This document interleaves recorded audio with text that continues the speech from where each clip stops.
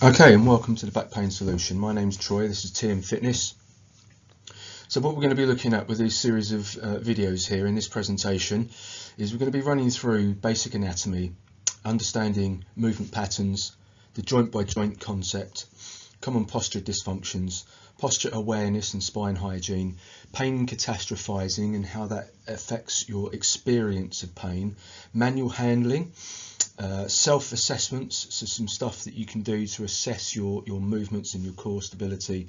There's going to be 3 levels of corrective exercises, including the McGill Big 3. So that will all make sense as we go through this.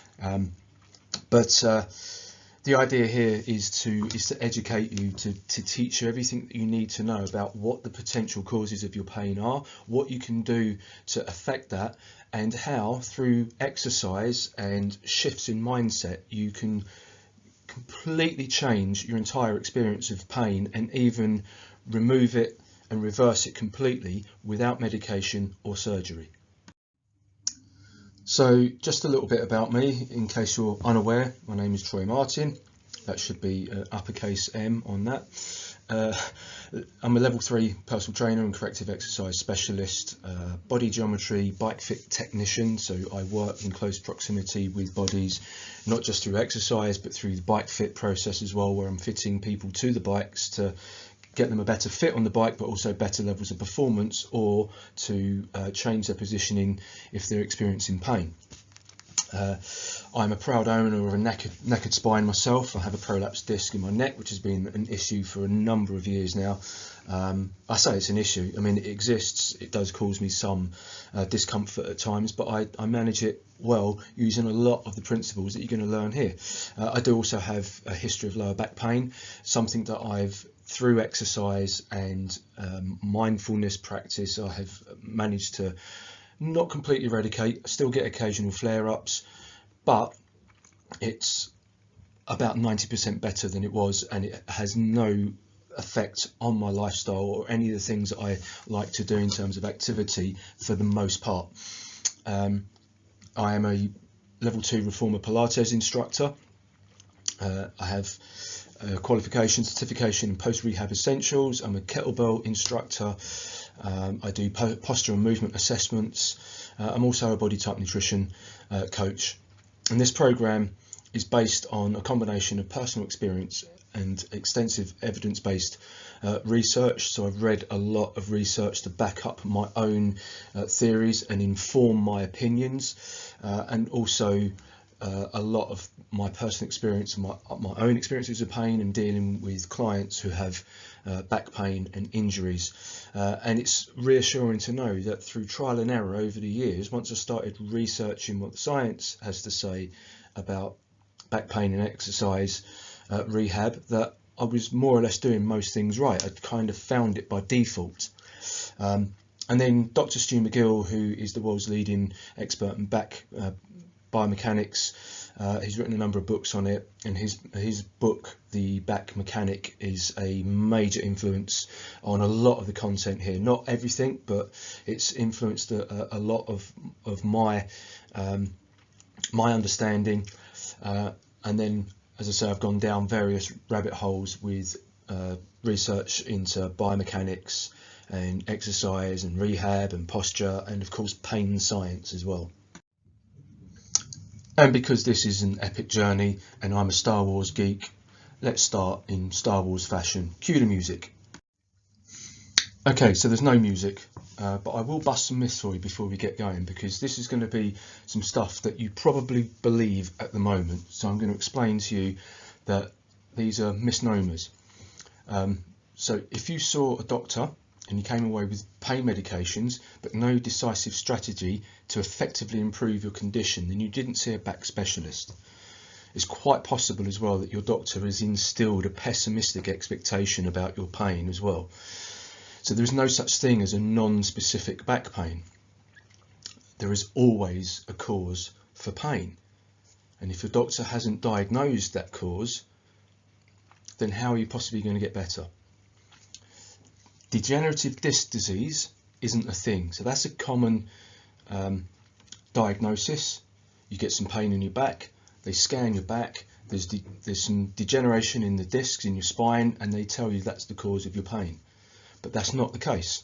Your spine ages just like the skin in your face ages, but that doesn't mean that you have a degenerative face, does it? And what the research shows us, that this natural age-related decline happens in everyone, but not everyone has pain. So that's probably not the cause of the pain. It was there already, but that wasn't what was causing the pain.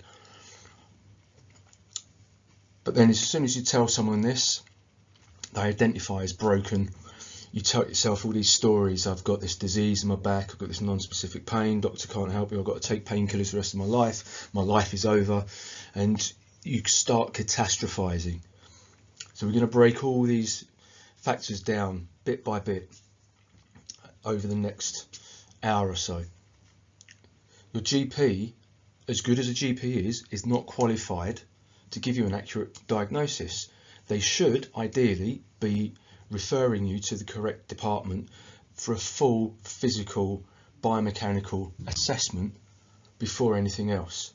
And actually, surgery should not be their go-to prescription for back pain. That should be the last resort after they've looked at lifestyle, exercise, diet and everything else. Unfortunately, your GP is underfunded and the NHS is underfunded, and you're not going to get that service there. So you're going to have to go private, and you're going to have to go and see a back pain specialist, a physiotherapist, an osteopath, or a corrective exercise specialist like myself. So this research paper from 2017 looked at the effects of different pain medications, and on acute and chronic. So acute being short term, chronic being long term, i.e. more than 3 months. NSAIDs, which are like your paracetamols and aspirin, those kind of things, were the most effective. Opioids, more effective for chronic pain than acute pain. And then as you go down the list, you see less and less effectiveness. So you shouldn't be relying on pain medication. It may get you out of bed, it may get you moving, it may get you to the gym, but it shouldn't be a long-term solution. And then of course there's the danger of developing a reliance or addiction, and that is going to be more harmful for you than taking the pain meds, or than not taking the pain meds and being in a little bit of pain. So let's talk a little bit more about degenerative disc disease in inverted commas. So the degeneration in the, that's a mouthful, I keep getting my tongue twisted around my teeth. The degeneration in the disc is often dehydration caused by poor posture, dysfunctional movement patterning, compressive loads including gravity and age, and just general day-to-day movement. As you breathe, you expel something like 2.5 litres of fluid throughout the day just through respiration. And some of that fluid is coming from cells in your body, and some of those cells in your body are in the intravertebral discs in your spine. So always rule out disc damage. Bulging and herniated discs can place pressure on nerves that cause pain. But the good news is that most disc bulges and herniations fix themselves over time. You've just got to make sure that you're careful with your movements and don't do anything to exacerbate or worsen that situation. So a daily spine mobility routine, including decompression stretches, will prolong the life of your spine. But if you look at the picture here, on the left hand side, it's normal discs. So the dark red areas are the vertebrae, and the lighter, almost yellow coloured areas are the spongy discs in between the bones. On the right hand side, you can see an older degeneration, a spine with some degeneration, and those discs are narrower and darker, and that's because they're dehydrated. That's the main cause. It's not because they're diseased, it's because they're dehydrated. And this is normal. This is a normal part of aging. And as I said earlier, if you scan 100 people, pretty much everyone's spine will look that way. And there'll be varying degrees of this depending on their age and what kind of activities they've done over the years. And half of those people may have pain, and half of those people have no pain whatsoever. So the disc degeneration isn't the cause of the pain, it's something else.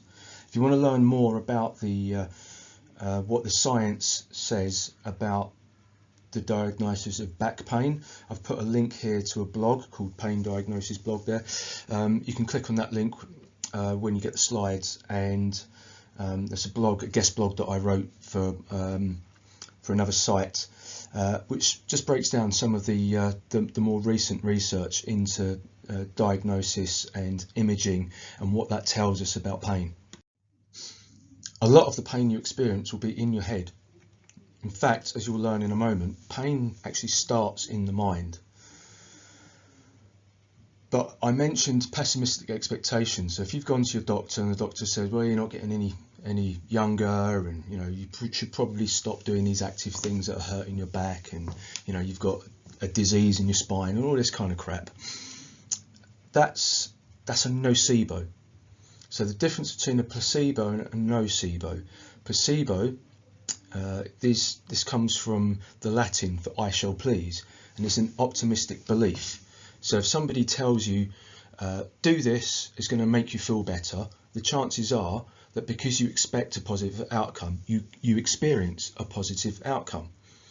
And we see this in research a lot. When they do randomized control trials, they always have or will often have a control group and a placebo group.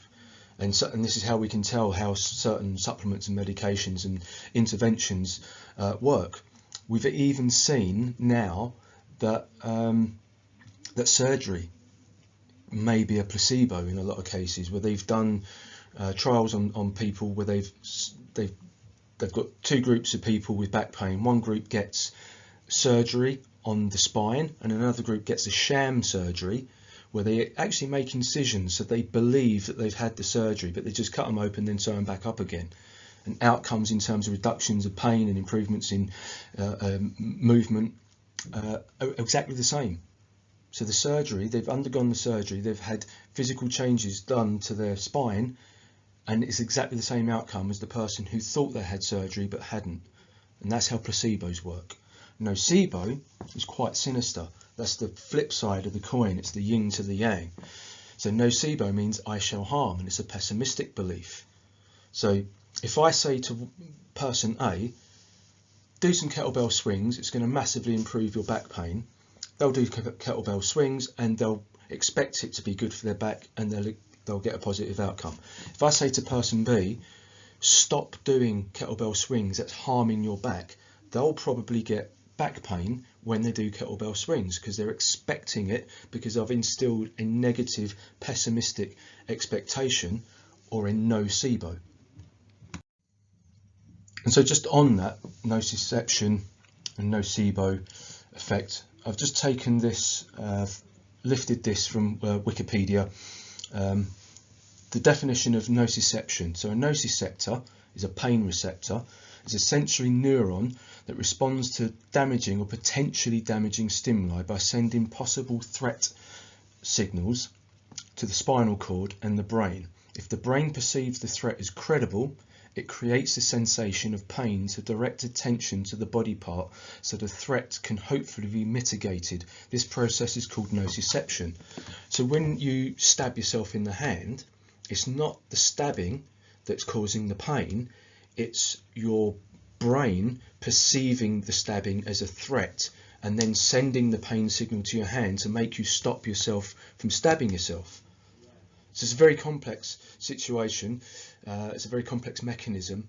People don't understand this, and it's very, very easily influenced by other factors other than a mere physical pain stimuli. So these days we're moving more towards a biopsychosocial model of pain. Bio meaning biological, psycho meaning psychological and emotional, and social meaning cultural influences and lifestyle. So it looks at the interrelatedness between those three factors and how any one, any two, or all three of those things can be affecting your experience of pain. So the definition from the University of Maastricht is, despite the psyche's integral role in the experience of pain, few individuals or professionals are aware that pain is defined as an aversive sensory and emotional experience. Okay, aversive, sensory and emotional, bio, psycho and social.